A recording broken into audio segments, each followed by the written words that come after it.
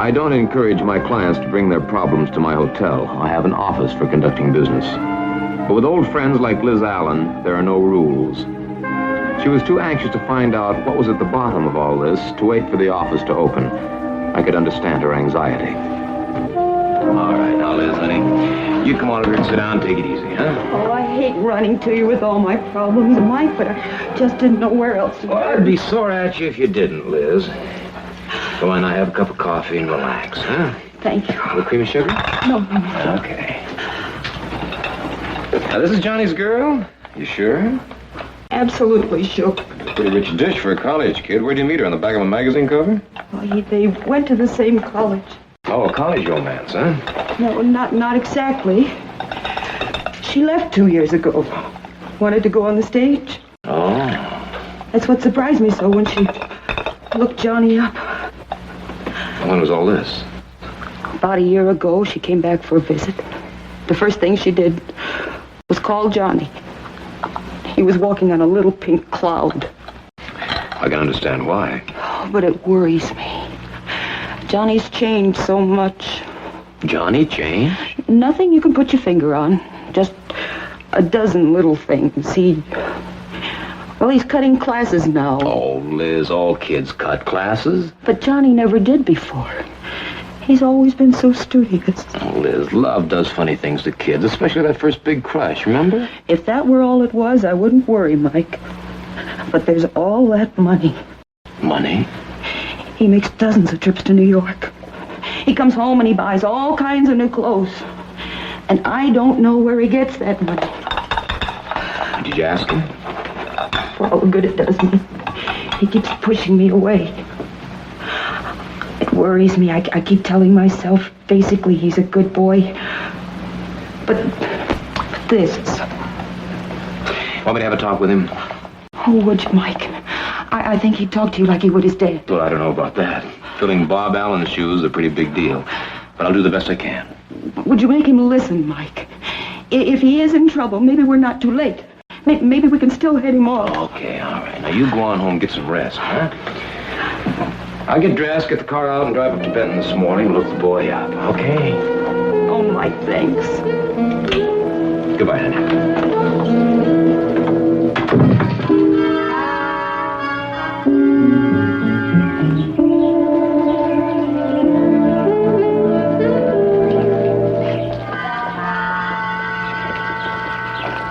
Johnny Allen never used to spend much time in hangouts like this for two reasons.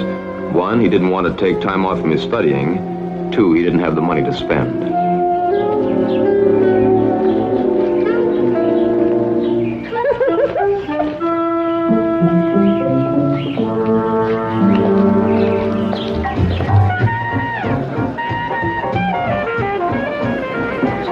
Johnny?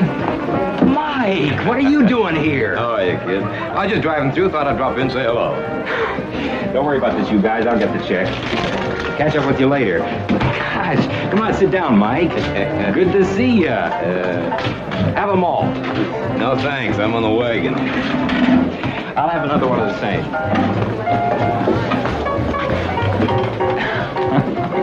Same old Mike. You haven't changed a bit. Yeah, well, you sure have, boy. Nobody stays a kid forever. Yeah, that's a fact. Say, I hear you're graduating this year. You got any plans? Some. I'll get by. You look like you're doing okay right now. I manage. I mean, for a kid working his way through college, wearing a jacket that'd be a bargain at $150, that's not bad. That's picking up the other boys' tabs. That takes scratch. You trying to say something to me, Mike? Yeah. Look, maybe you'll say this is none of my business, but your father was a friend of mine. My father, crusading reporter. That's right, and one of the best. So what did he get for it? He got himself shot. Do you know what we got? A raft of press clippings and a purse of $500. You used to be pretty proud of your old man, Johnny. What happened? Maybe I'm getting smart. Maybe I found out you don't have to be a hero to put your life on the line for somebody else's good.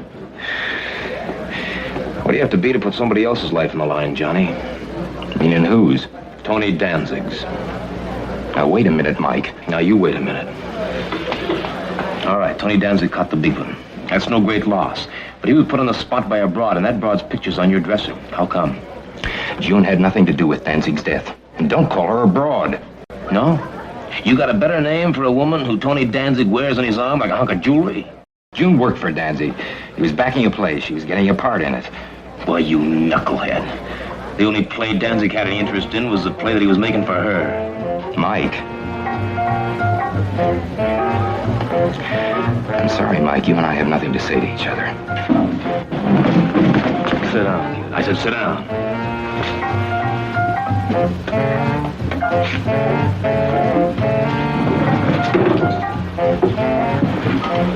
All right.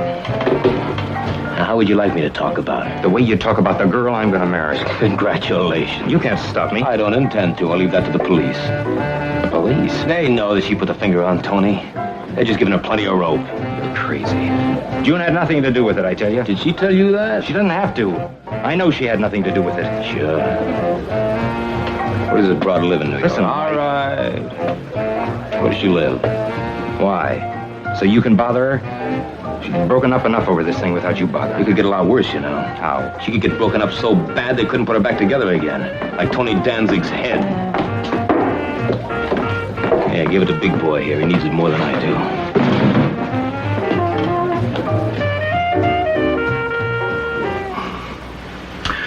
Oh, what's the girl's statement, Mike? She claims she was out on a date with Danzig. Going to talk over a part in the play. How'd she strike you, Pat? Oh, she seemed like a fairly nice kid. Yet, hasn't been around long enough to harden. Give her a couple of years, you won't know from the rest. You don't buy her story, though, huh? You read it? Did you buy it? No sale. Me too.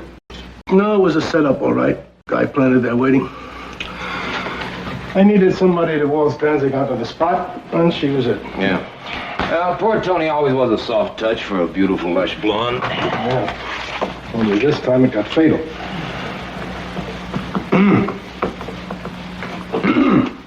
Oh! Sorry, Pat. See, Pat, you any idea why Tony was put on the spot? Got a few rumbles. Yeah, such as? Tony was getting ready to make a deal with the Treasury boys. Oh? I had him nailed to the wall on his taxes. Getting ready to swap some inside dope if they let him cop a plea. Somebody must have heard. Ooh. What about the girl? You got a package on her? No, not yet. All we know about her is that she's got good clothes and plenty of money. We don't know where she gets them. Why don't we bring her in here? Maybe ask her a few questions, huh? No, not a chance. We can't even begin to question her unless we get something concrete to go on. And it's not in that statement. Well, that's where a guy in my position's got the advantage. See, if you put the heat on, it's official and you're harassing the taxpayers. With me, it's different. You going to get in on this? Yeah, I was thinking about it. Got an angle? No angle, no. Just a worried friend. Her son's been running around with this girl, and since the Danzig kill, she's gotten worried. So you plan on seeing the girl? Mm-hmm. I was thinking on it. Of course, I can't stop you from seeing her. But, she's a little young for you, Mike. Oh, I wouldn't say that. Now, if Tony Danzig really was her daddy, then this guy in the window made her an orphan. Maybe I'll adopt her. See you around, Pat. Before I left Pat Chambers' office, I got the thing I really came for. The address of Johnny's girl, June Desmond. It was an old soot-stained building in the upper 60s. Once it had probably been the proud townhouse of a well-to-do family. Now it was little better than a rabbit warren of 1- and 2-room apartments. The letter box in the vestibule said June Desmond occupied apartment 1D.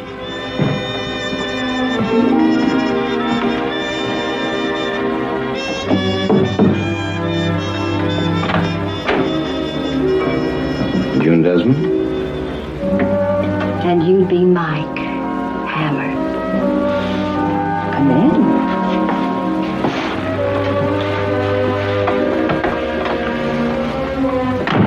You sound like you were expecting me. Yes, I was. Johnny called to tell me about the little session he'd had with you, and he thought you'd be looking me up. I'd have been here sooner if I knew what to expect. Your pictures don't do you justice. Thank you. They couldn't. Not in one dimension. And yet you don't think I'm good enough for Johnny. Well, now, honey, where did you ever get that idea? Oh, that's the idea you gave Johnny. Well, after seeing you, I think you're too good for him. I mean, why waste a symphony on a rock and roller, you know? Mike. Is that fair to Johnny? And yet hanging around with characters like Tony Danzig. That is, huh? Sometimes you do things you don't like to do. You're a man of the world. You can understand, can't you? Can I? Try me. I love Johnny. I really do. But I'm young, Mike, and there's a lot of things Johnny can't give me just now, and I don't want to grow old waiting to enjoy them. Yeah. Does Johnny know about this? Oh, he knows I know people. I never discuss things with him. You know Johnny, Mike. He's such a kid. He wouldn't, you understand? Sure, I understand, honey. Hey, it's a nice place you got here. Hey, what are we talking about, Johnny? You didn't come up here to photograph the apartment for House Beautiful. You're beautiful. Oh, thank you.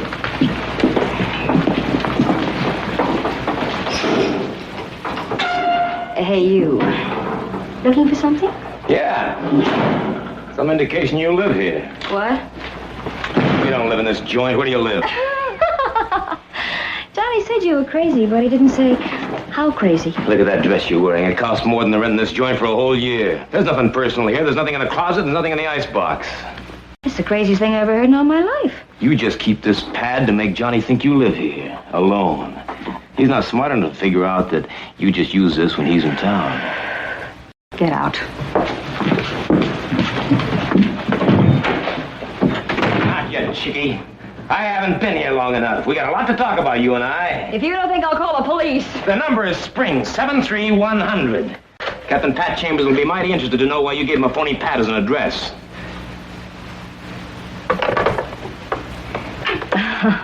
That's better. All right. You said we had some talking to do. What'll we talk about? Tony Danzig. It's a good place to start as any. I went out with Tony a few times, for lunch mostly. But between him and me, it was strictly business. Yeah, and he got the business. It was terrible. You know he never had a chance? That was the general idea, wasn't it, baby? Meaning what? Knock it off. Everybody knows that you put Tony on the spot.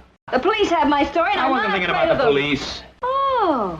Who then? Tony Danzig had friends. They get real narrow-minded when a pal gets bumped off. They can get very unpleasant. You're not scaring me. Honey, I haven't begun to scare you yet. What do you want from me? How does that kid fit into this? Fit into what? Into the setup you're in. None of these that neither is Johnny. Where does he get that money he's flashing? I've been lending it to him. Is that bad? Oh, you've been lending it to him, huh? How else can he take me out? Does he know it's Danzig's money? It's not Danzig's money. It's my And where did you money. get it? None of your business. I'm making it my business, honey. Where did you get that money? An advance on some money coming from a show.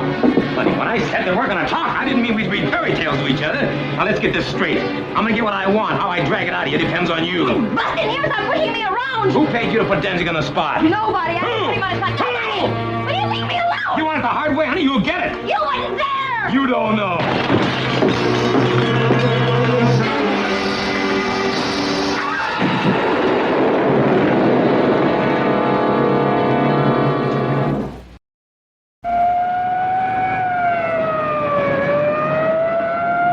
Whoever threw that pineapple probably intended to keep June Desmond from talking. It looked as though he'd succeeded. When they dug her out of the wreckage of her apartment, the ambulance doctor gave her less than a 50-50 chance of regaining consciousness. I didn't exactly feel as though I had taken a health cure myself. Mike? Yeah? How did this happen? Somebody threw a pineapple through the window. They tried to kill me and you threw me out of the way? All right, forget about it. Why did they do it, Mike? They were afraid you were going to talk. I wouldn't. No, I wouldn't. Who was it, baby? Who did it? Where can I find him? Danny. Denny? It was... She was too weak to question anymore. She slid back into unconsciousness.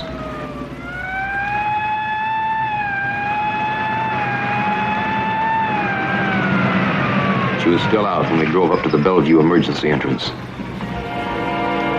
They patched my face up with some fancy hem stitching. I tried to see June before I left, but her condition was too critical.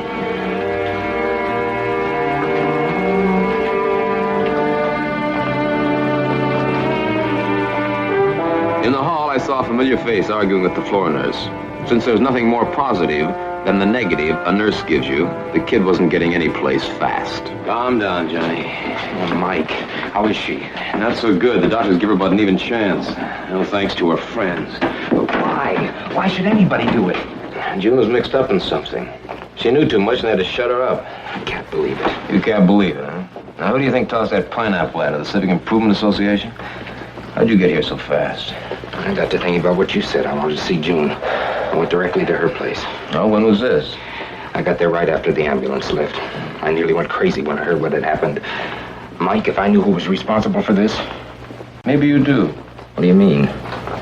Yeah, you could know without even realizing it. How could I? Listen, did June say anything about Danzig? That he could do her a lot of good. Yeah, it looks like he did. Did she ever mention any other men? I mean, friends of Danzig's, maybe. Yeah. Does the name Denny or Denny's mean anything to you? No, should it? Well, I don't know. She tried to tell me something in the ambulance. All I got was Denny or Denny's. It doesn't register with me. Do you think it's a lead? That's all we got. Not much, but it's all we got. I got a hunch if we find Denny, we're going to find the guy who bought Danzig a slab and put that poor kid where she is. I wish I could help. Yeah. Well, if you got any ideas, you know where to get in touch with me. After I left the hospital, I spent a couple of hours with Pat Chambers trying to get a rundown on Denny's. It sounded like the name of a cafe, bar, or roadhouse. But it was a dry run. After I left Pat Chambers' office, the reaction set in. I realized how long it had been since I had any food or rest. I dropped by Cipriano's for one of his thick steaks to take care of the food department. It was after 11 when I finally said goodnight to Carmen at the cash register. The rain felt good after the closeness of the cafe. I decided to walk. Sure took your time. A guy could get pneumonia waiting in this weather. Couldn't happen to a nicer guy. What do you want? You're invited to a party. Some other time, Bubba, not just for a party. This is a come-as-you-are party. We even provide the transportation. How can I resist your hospitality?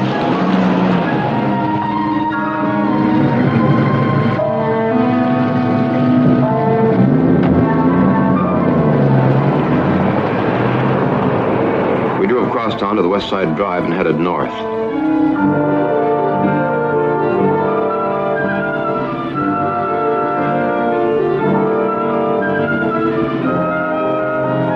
Finally, we swung onto the George Washington Bridge.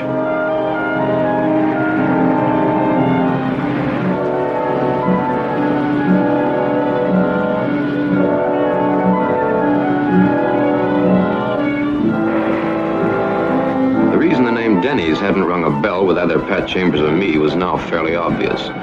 Denny's was in New Jersey, just the other side of the bridge. We weren't heading for the parking lot. That's where the paying customers went. We headed for the rear where they deliver merchandise. That's what I was. Merchandise. Yeah. They're just driving in, boss. Okay. Better go back to work, honey. See you a little later, huh?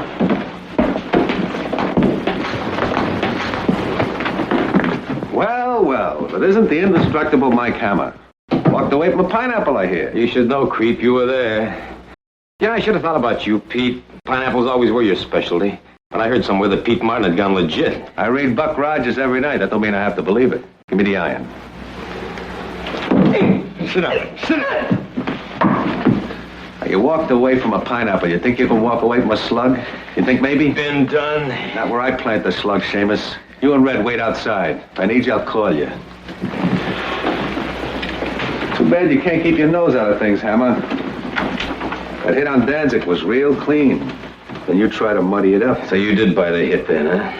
Danzig had a fatal disease. He talked too much. That's what killed him. You really think you can keep your boys from blowing the whistle when the heat goes on? All right, so you killed Danzig. You think you can keep your boys in line when you knock them off one by one? Nice try, Seamus. Only it don't work that way. Danzig was the only guy that the T-boys could lean on. He was too smart to take advice. As for the rest of us, we're clean. Yeah, maybe, maybe not. Danzig had something on you, Pete. He wouldn't have had to go if he didn't. It'll come out. Everything Danzig knew was up here. Now there's nothing there. Just a hole. Yeah. You got company. Well, who is it? It's him. All right, send him in.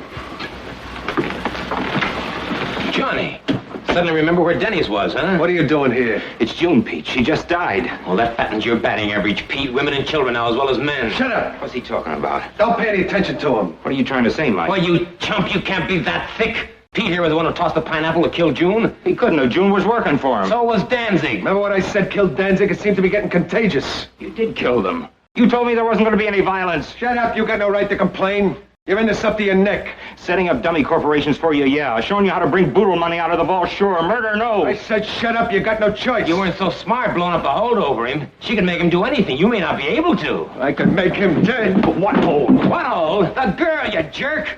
You thought that she was your girl, sucker. She was just being nice to you to keep you in line. You're lying. She was my girl. Stop kidding yourself. You think a chick like that would go with a punk like you? We needed you. She delivered you. You don't learn everything from books, sucker. There's the band. At your funeral march, big mouth. Now get up. Back towards the door.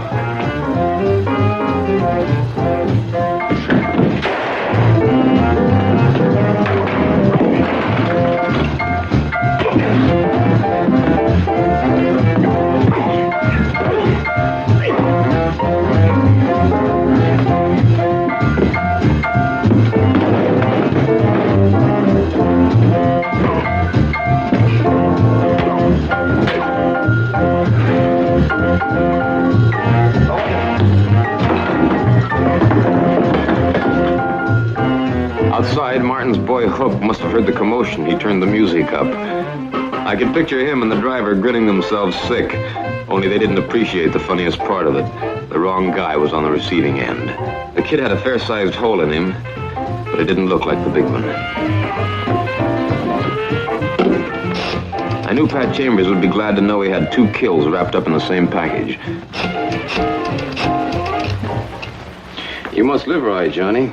Not many men can field a slug from a .38 and walk away from it. Maybe it'd be better all around if I didn't. You mustn't talk like that, Johnny. You made a mistake. But everyone's entitled to one mistake. June didn't get a second chance. Well, she was in it too deep, Johnny. She put the finger on Tony Danzig. She had to take what was coming to her. Mike, what will they do to me? Well, I think that Pat Chambers is pretty convinced that you didn't have anything to do with the killings. And the rest of them, Mike? The team men are going to want to ask Johnny a lot of questions. A lot depends on how honestly he answers them. I'll tell them everything I know. Everything. That's always the best way, Johnny. Mom, I guess you're pretty ashamed of me. I acted like a chump. Come on now, kid. Don't take it so hard. You know, you're not the first guy to get suckered by a dame. There was a guy named Adam. Remember? Goodbye, dear. Bye-bye, Mike. Thanks. Sure.